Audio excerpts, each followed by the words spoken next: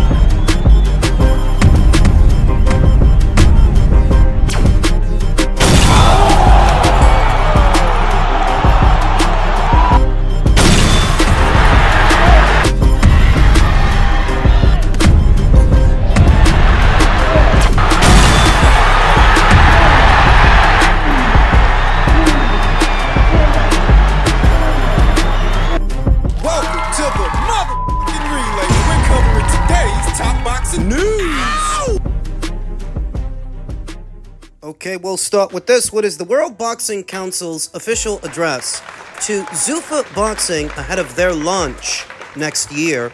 Yesterday, Dana White made a podcast in which he stated his plans for boxing. Welcome to boxing, a sport like no other, with standards and protections that MMA fighters and fans can surely benefit from. The World Boxing Council wishes Zuffa success in our sport, which is the greatest one in the world. Boxing is the oldest sport and has class in every aspect of its existence. Boxing is regulated worldwide by national federations and/or state boxing commissions, which have a structure to operate, having boxers' safety as the top priority.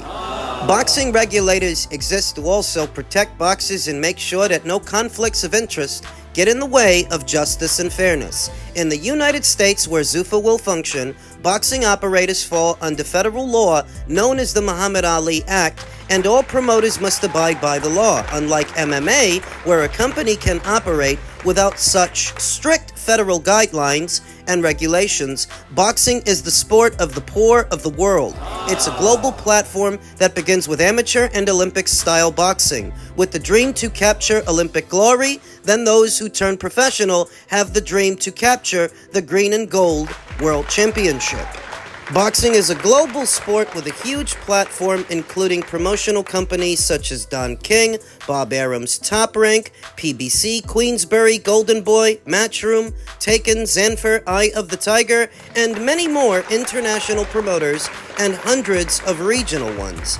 Boxing has managers and advisors who negotiate the best conditions for their fighters, and that is how all boxers who step into the ring have their best interests protected. Boxing is an open competition market for boxers to choose from the best options available, and therefore boxing has eradicated the exploitation and abuse of power, so says Mauricio. A boxer is a dignified human being, not merchandise to be used to enrich just a few.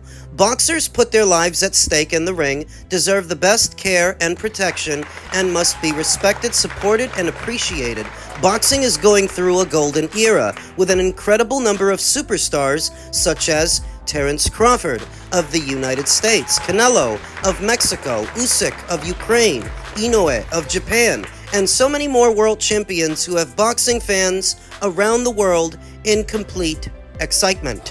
Boxing has women at the greatest of times, with Clarissa Shields, Katie Taylor, Amanda Serrano, Chantel Cameron, Tiaria Brown, Sky Nicholson, and so many more superstars. Boxing has the World Boxing Council with 176 affiliated countries, the WBO, the IBF, and the WBA, and so many fighters making a living, and thousands of boxers with a secured structure to one day have the opportunity to compete for glory. Boxing is boxing, the greatest sport of them all.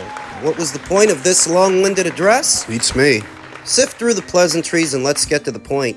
A UBO, like Zuffa Boxing, essentially cuts Mauricio, his organization, and other organizations like it out of the picture. They have their own ranks and their own belt, all built into the promotion for those fighters who choose to box under Zuffa Boxing. Mauricio doesn't seem as threatened by Zuffa as Gilberto of the WBA did. Maybe it's because Mauricio did the math. Maybe it's because Mauricio knows a stable of approximately 450 fighters accounts for just 2% of overall active boxers around the world. Not enough to put a dent in their revenue stream. So he's not going to fly off the handle like Gilberto did a few days ago. 450 boxers out of approximately 18 to 20,000, that's not enough to stop their cash flow. So Mauricio isn't worried. Nor should he be. It's like I said, you're going to have some boxers that might benefit from boxing in a UBO, and you'll have a boatload of other boxers that want to do things the conventional way. There is room for both. So there's no real need,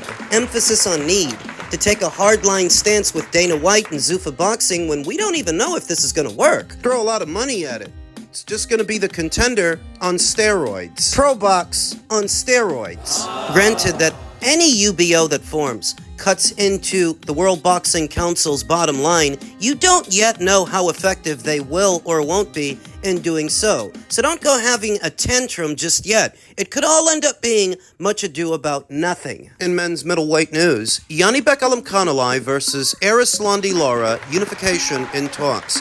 Unified IBF and WBO middleweight champion Janibek is in talks with WBA champion Lara over a potential unification. The potential bout is rumored to co-main the Isaac Cruz versus Lamont Roach fight, set to go down later on this year. By itself, I didn't think Cruz versus Roach was box office worthy, but if they make this addition to that show, I might have to buy it myself. You know, initially I thought that Cruz versus Roach would land on the undercard of Pacquiao versus Romero.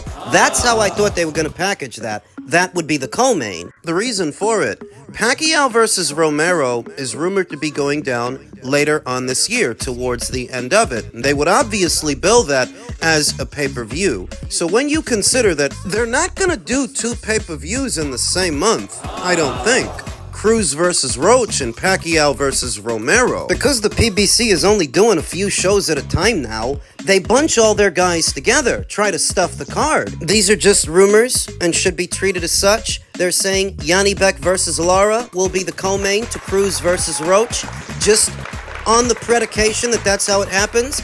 I don't mind that. I like that. Janibek Alimkhanalai sports an unblemished record of 17 wins with no losses and no draws, 12 knockouts. To Arislandi Lara, that sports a professional record of 31 wins with 3 losses and 3 draws, 19 knockouts, having never been knocked out in 37 professional bouts, close to 40. And that's impressive, because Lara's been around a long time, and he's been in there with some good fighters, very good ones, at 154. Not so much at 160. It is true that the real beef, the real meat and potatoes on Arislandi Lara's resume is mostly, if not solely, at 154.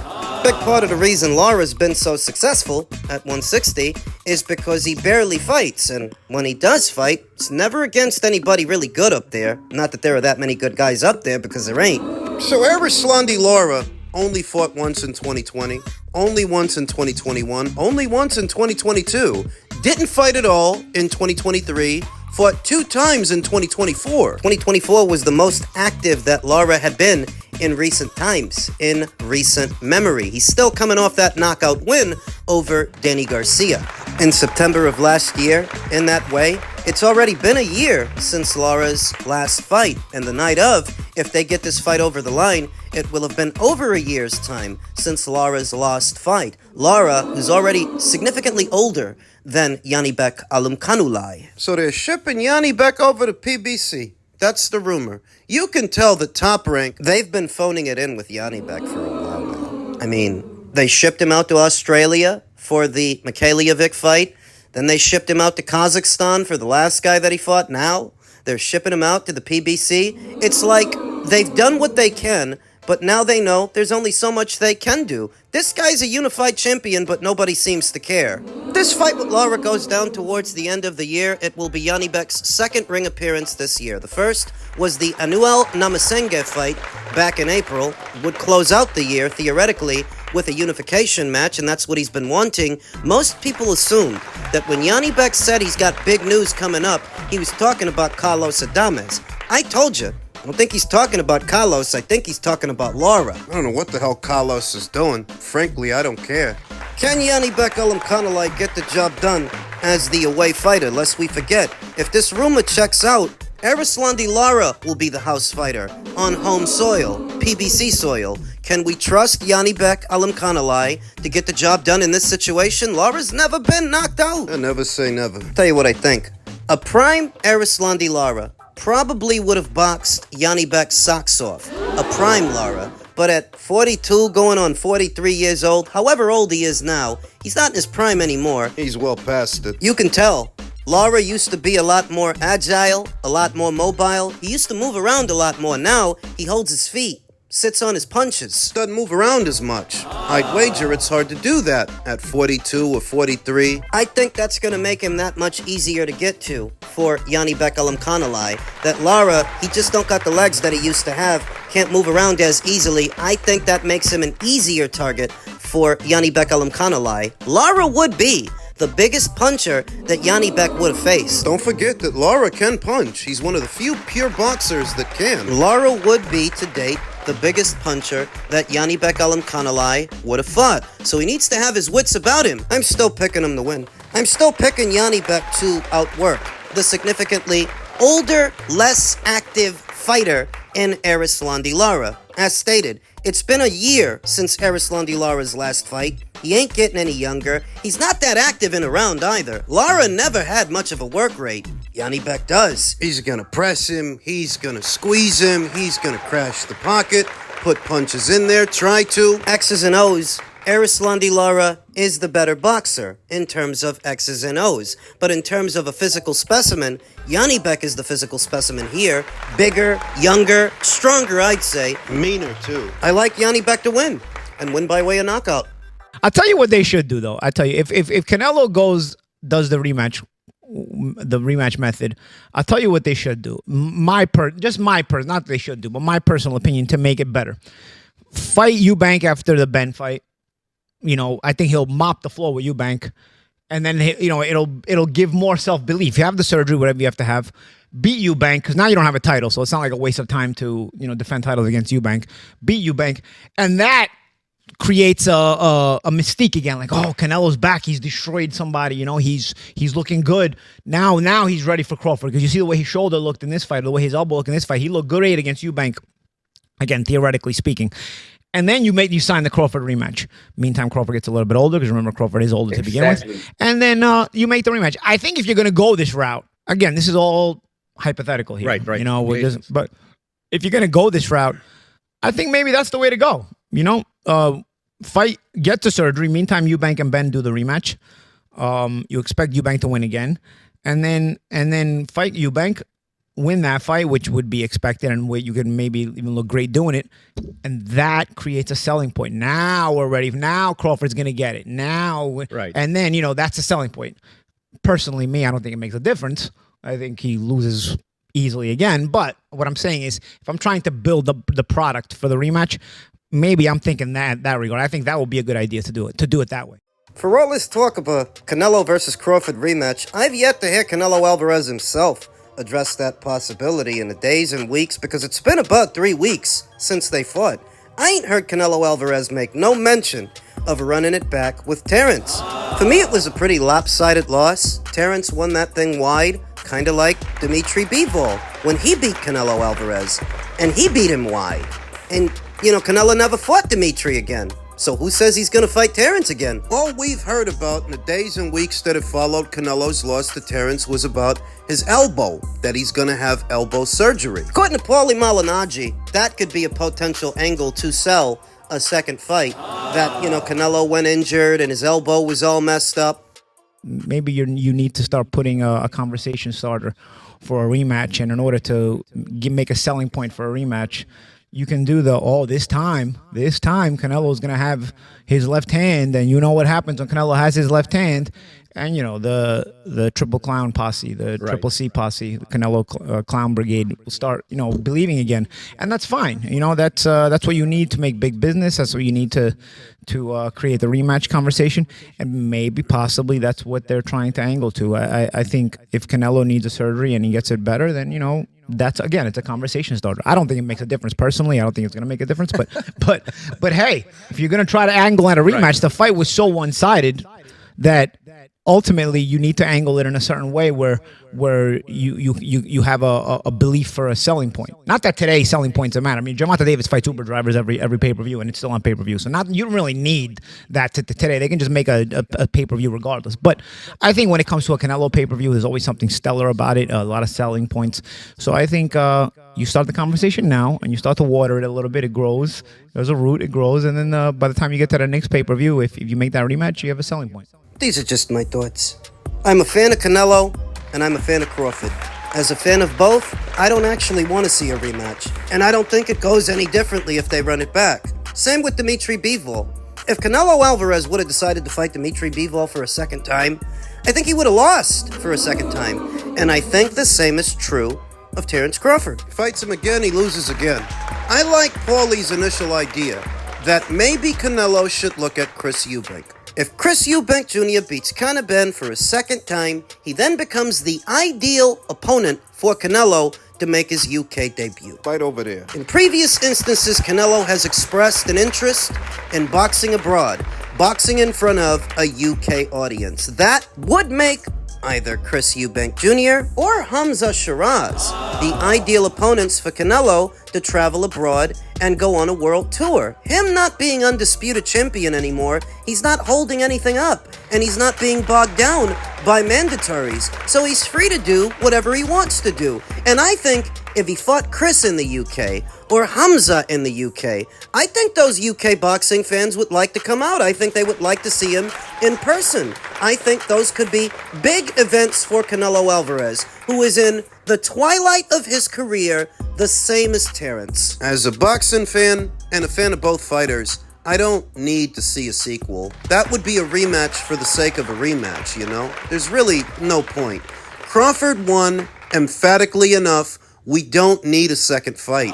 Both boys are more interesting to me, their prospects.